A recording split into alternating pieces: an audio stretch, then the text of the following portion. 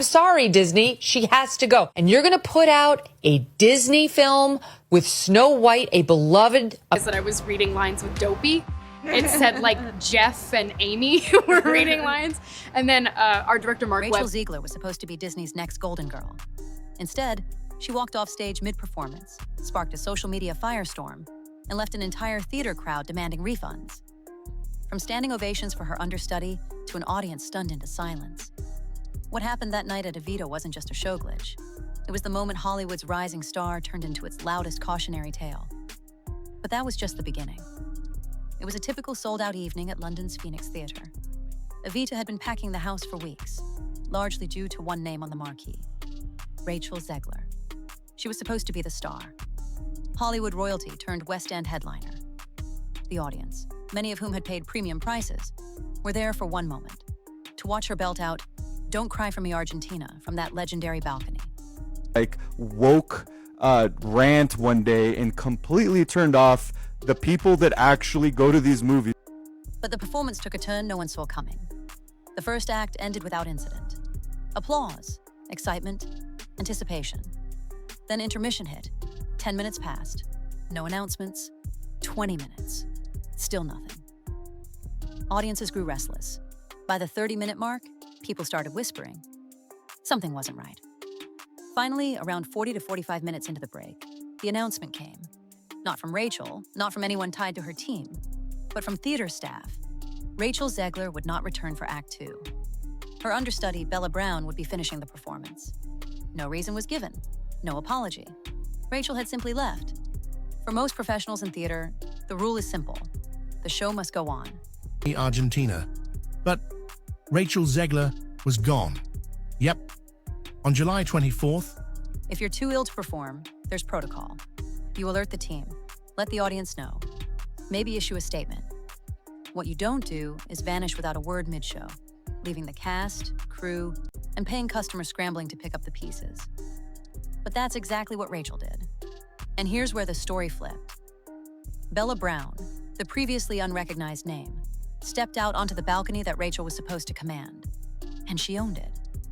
The audience didn't just clap, they exploded. A standing ovation broke out before she even finished the final note.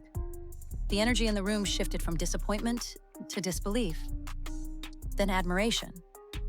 People didn't feel robbed anymore. They felt like they had witnessed something better than what they came for. Rachel Zegler shocked fans with a health scare on stage, but her quick recovery is just one chapter in her rapid rise to fame and fortune. As of Backstage sources later confirmed that Rachel had not introduced Bella to the audience, as is customary when a switch is made. No warm-up, no transition. Bella went from backstage to spotlight in seconds and delivered the performance of her career. Meanwhile, outside the theater, the drama played out on social media. Clips of Bella's performance circulated quickly. So did speculation about Rachel's disappearance. Some wondered if it was health-related. Others weren't so forgiving. The phrase unprofessional trended for a reason. That night, one thing became clear. Rachel didn't just walk off stage. She walked away from the audience's trust. And Bella Brown, in stepping up, didn't just save the show. She quietly stole Rachel's moment, and possibly her role in the eyes of many. It was supposed to be an unforgettable night at Evita. Did you realize that Rachel Zegler's hidden under Rachel Zegler's glamorous dress in Evita? No one realized she was actually getting back at Disney. July 24th. The theater was buzzing. The audience had just finished the first act and headed to the lobby, excited for the show-stopping second half. "Don't Cry for Me, Argentina," the centerpiece. The moment everyone paid to witness live. But that moment never came. Instead, silence. 15 minutes passed, then 20, then 45. Confused whispers turned into open frustration. Ushers gave nervous smiles. No one had a clue what was going on. And then, finally, an announcement. Rachel Zegler would not be returning. Her understudy, Bella Brown, would be finishing the show. No reason, no explanation, just a name substitution and a scramble behind the scenes. No wonder Rachel Zegler broke down crying during Evita's curtain call. That wasn't acting. What led to it is serious. Now let's be clear. This wasn't a small community theater where people forgive last-minute changes. This was Evita on a marquee stage in London. People paid premium prices to see a Broadway-caliber actress deliver one of musical theater's most iconic ballads. And she just walked out, no illness reported, no technical emergency, just vanished. And here's the kicker. Rachel never introduced Bella to the audience before the show. No warm handoff, no preparation. Bella was thrown on stage cold, left to pick up the shattered momentum from Rachel's mysterious disappearance. And somehow, she nailed it. Bella didn't just finish the performance, she transformed it. When she stepped out onto that balcony, the audience didn't hold back. The ovation shook the room. People who came for Rachel ended the night talking about Bella. Rachel Zegler just broke down on the set of Evita, and honestly, nobody saw this coming. Now, the 23-year-old actress who... But while Bella was soaking in the applause, Rachel was nowhere to be found. Well, not exactly. Just as Act 2 wrapped, grainy videos began to circulate online, showing Rachel Zegler outside the theater performing. Not on stage, on the street, for free, to strangers. And just like that, a theater mishap turned into a career controversy. The curtain hadn't even cooled before social media detonated. What started as whispers in the theater lobby quickly became a digital tidal wave. Videos of Bella Brown's stunning performance hit TikTok within minutes. The crowd's thunderous standing ovation was on full display, and so was the outrage over Rachel's unexplained exit. But it wasn't just disappointment people were voicing. It was betrayal. At the heart of this drama, Storm is Rachel Zegler, whose actions are said to have changed the rules for what it means to be a tough star. Fans who had paid top dollar to see Rachel Zegler live now felt duped. They didn't just miss her performance, they were left in the dark for nearly 45 minutes while the production scrambled. That delay, it wasn't just an awkward break, it became a boiling point. One user wrote, "Rachel Zegler walked off the stage like she was too good for the show. Bella Brown stepped up and reminded everyone what professionalism looks like." And then came the real scandal. Video surfaced of Rachel singing outside. Not backstage, not prepping for a return. Just outside. Serenading strangers for free while ticket holders sat inside waiting. That moment flipped the narrative completely. The woman who once captured hearts in West Side Story. I actually met Rachel Zegler in New York after her Broadway show performing Romeo and Juliet, and let me just say I have a couple opinions on her after meeting her. Was now being roasted as an entitled diva who prioritized a publicity stunt over her paying audience. One tweet summed it up perfectly. She ghosted the show to go viral. That wasn't a performance. It was a self-promo moment in disguise. What stung even more was Bella's quiet professionalism. She didn't throw shade. She didn't grandstand. She just stepped into the chaos and saved the night. And the internet noticed. Suddenly, Rachel wasn't just the missing star. She was the punchline. And Bella? She wasn't just an understudy anymore. She was the people's Evita. And just when it seemed the drama might settle, Rachel was booked to return the very next night. Why is 77-year-old Andrew Lloyd Webber so fond of 24-year-old Rachel Zegler at the recent West End premiere of Evita? When Disney cast Rachel Zegler as the new face of Snow White, they were betting big. $200 million big. It was supposed to be her crowning moment. The kind of career-defining role that propels young stars into Hollywood royalty. But instead of ascending the throne, Rachel torched it. From the jump, Rachel seemed more interested in rewriting the legacy of Snow White than honoring it. In interviews, she smirked her way through answers, calling Prince Charming a stalker, dismissing the original love story as weird, and going as far as to say the name Snow White had nothing to do with appearance, just that she survived a blizzard. That's not a reimagining. That's a takedown. And it wasn't just a few awkward sound bites. This was her full-blown PR campaign.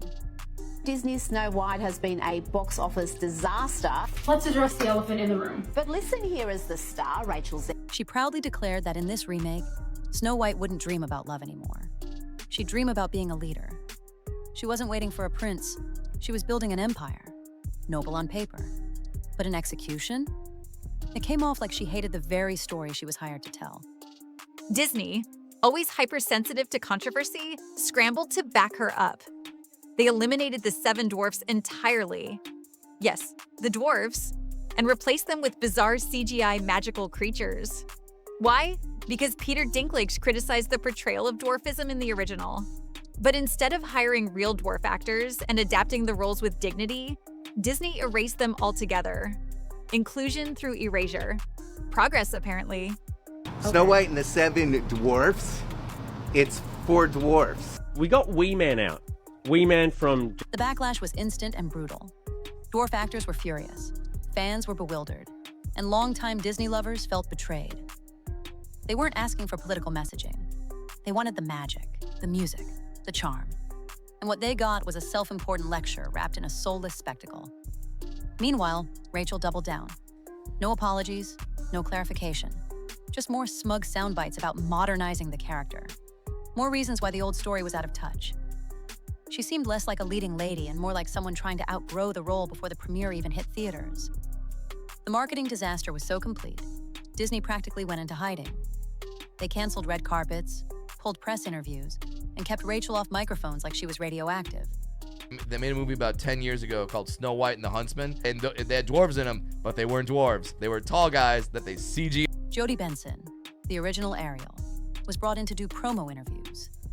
Imagine that. A legend stepping in because the studio no longer trusted its own star to speak without burning the whole thing down. And while all this was happening, audiences were making up their minds. Not My Snow White trended. Memes flooded the internet. Rachel became the subject of ridicule, not reverence. The once hyped movie spiraled into a PR nightmare. Worse yet, Snow White bombed. Opening weekend numbers were disastrous. International markets turned their backs. Disney lost hundreds of millions. Executives reportedly started pulling her from future press materials entirely. Rachel didn't just misstep. She shattered the glass slipper, tripped over the shards, and dragged an entire studio's reputation with her. I'm just not charging on my iPad because it's got used to your iPad instead of mine. It's not charging my iPad and it's... And still, the storm wasn't over. Because Rachel's next act would make even this disaster look tame. If Rachel Zegler's Hollywood career was already circling the drain, her stint in Evita yanked off the lid and flushed it. Broadway had always been considered a redemption arc for actors, where raw talent shines, egos get checked, and reputations are rebuilt. Rachel had the chance to reset, to remind audiences why she was cast in the first place. But instead of seizing that moment, she walked out mid-show. Literally. It was July 24th, a regular night at the Evita performance in London.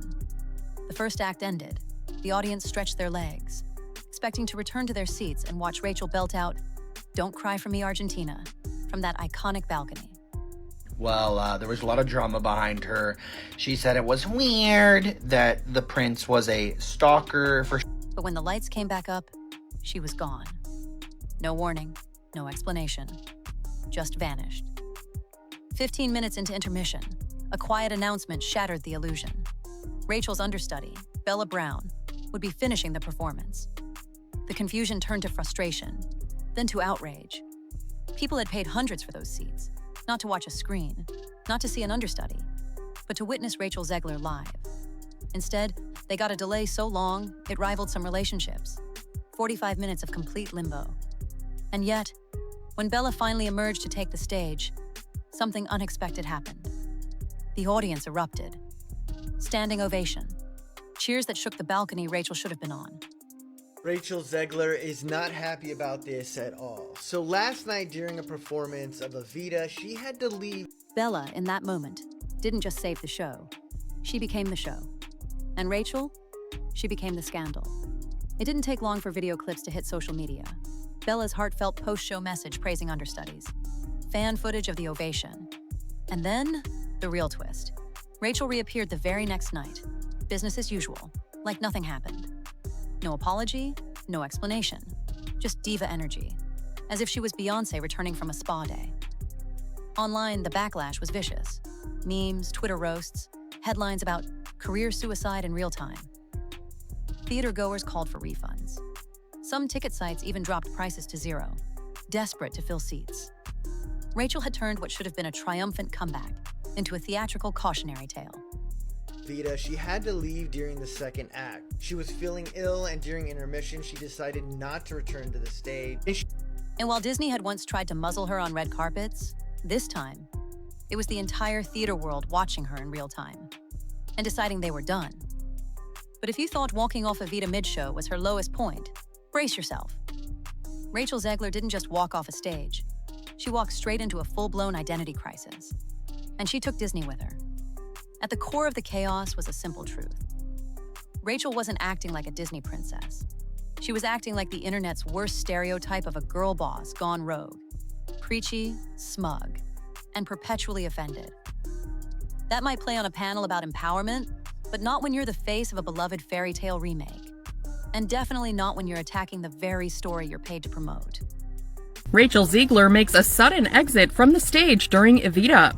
At the July 24th performance of the Andrew Lloyd Webber, Rachel dismissed Prince Charming as a stalker, rolled her eyes at the concept of true love, and claimed the film's message was now about finding inner power.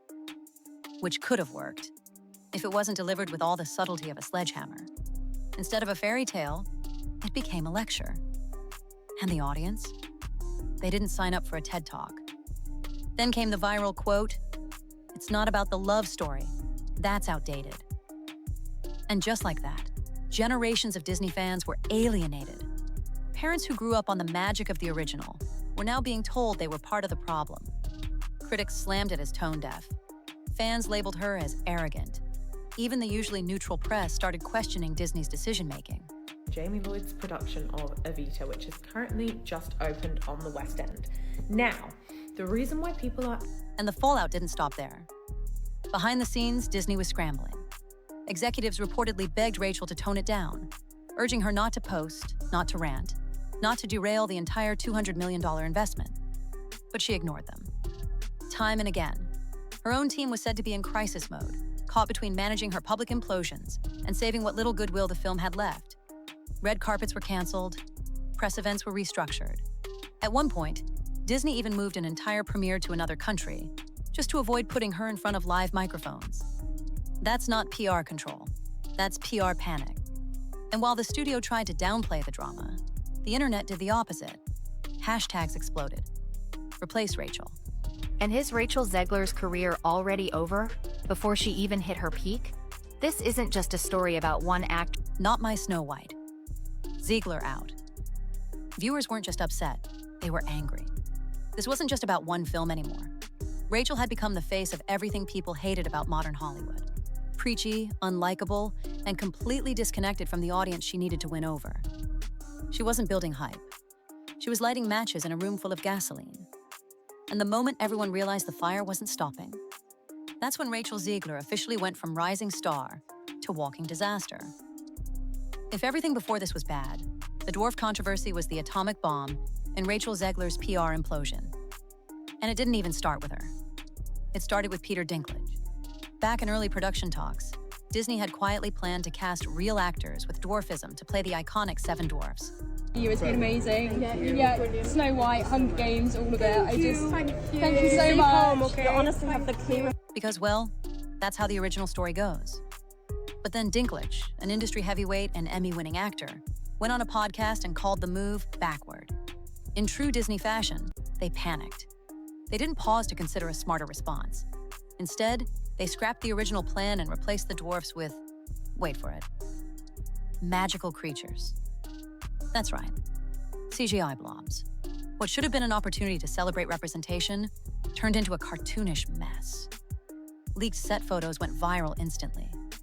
Memes flooded in. People weren't just confused, they were furious. Especially actors with dwarfism, who had actually been excited about the roles.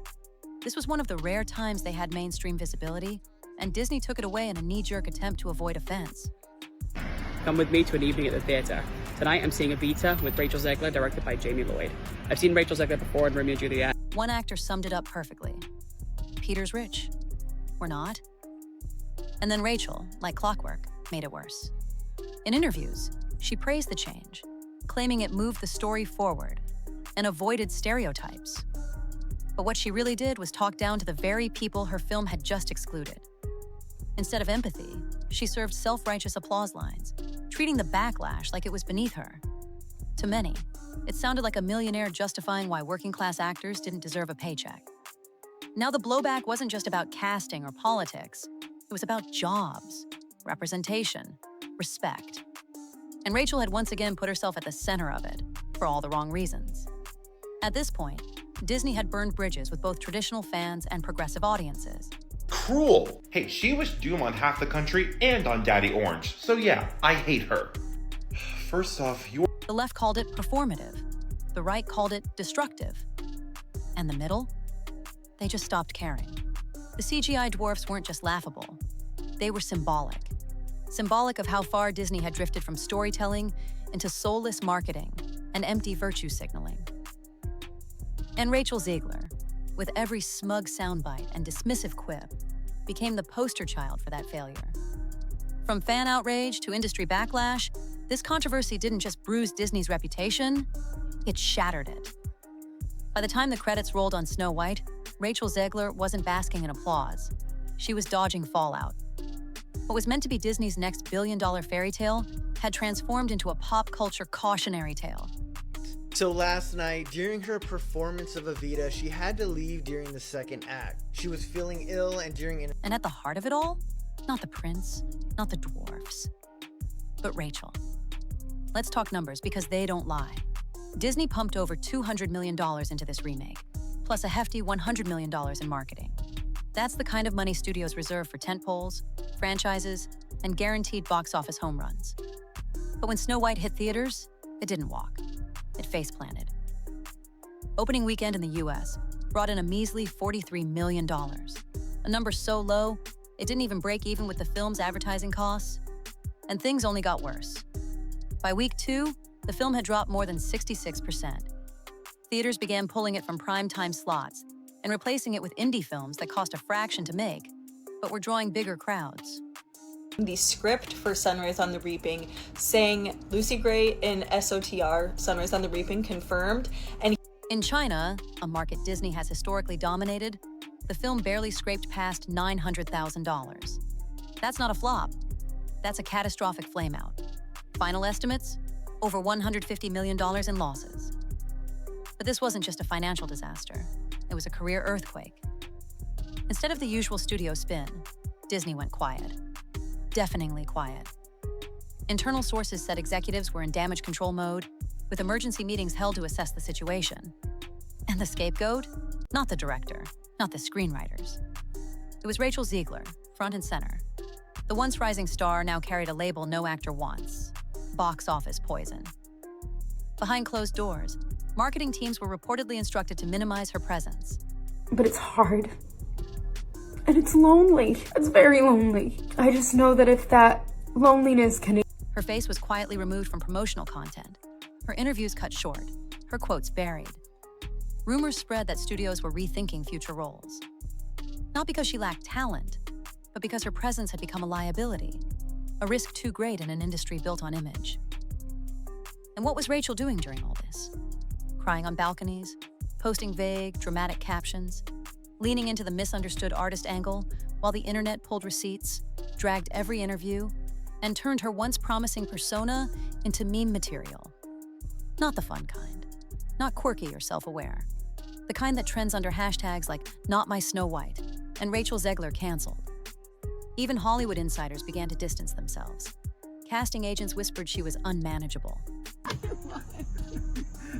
My mad existence, I kept my promise. Studio execs allegedly labeled her a walking PR hazard. And while Disney never publicly confirmed it, reports suggested they had no plans to use her in any future promotions, not even for projects already completed. And just when you thought things couldn't spiral further, Rachel's next move sealed it. Instead of owning the backlash or stepping away to rebuild, she doubled down. More interviews, more controversial takes, more Twitter rants. Her strategy seemed less about saving her career and more about proving she was above the audience's criticism. But Hollywood runs on public favor. And when that's gone, you don't just lose roles, you vanish. The girl who once stood on stage accepting a Golden Globe became the punchline of an industry joke. She went from Spielberg's darling to a symbol of how quickly fame can sour when arrogance outpaces humility. Like when you leave the scene, I turned to the camera and I was like, gal's mad. It was Yeah. but then you were FaceTiming your kids right after. Disney didn't just lose money, they lost trust. And Rachel Zegler? She lost the thing even more valuable than a lead role: public goodwill. And as the box office receipts faded and the backlash mounted, one thing became painfully clear. Rachel Zegler didn't just star in a failed fairy tale. She became the villain of her own. Rachel Zegler's Hollywood rise was supposed to be legendary, a once-in-a-generation talent crowned by Spielberg himself, blessed with Disney's full backing. and catapulted into the spotlight with roles most actors would die for. But instead of becoming the next A-list icon, she became the blueprint for self-sabotage. From abandoning live performances to alienating fans, rewriting beloved stories, mocking legacy characters, and torching Disney's goodwill one interview at a time. Rachel Zegler is under fire again, following another controversial outburst over Disney's Snow White remake. Rachel didn't just make mistakes. She built a brand on controversy and doubled down when the backlash hit. And while she may still have defenders in Hollywood's echo chamber, one thing is clear. The audience has spoken. Not with hashtags, not with think pieces, but with wallets, with ticket sales, with views. She thought she was rewriting the story of Snow White, but in the end, she just wrote herself out of Hollywood's future. So what can we learn from this? That talent isn't enough. That ego without humility is a ticking time bomb. And that no fairy tale, no matter how modernized, can survive when the lead forgets the very people it was meant to enchant. Because in the world of entertainment, the audience doesn't owe you applause. You earn it. And Rachel Zegler, she didn't just lose the audience, she lost the plot.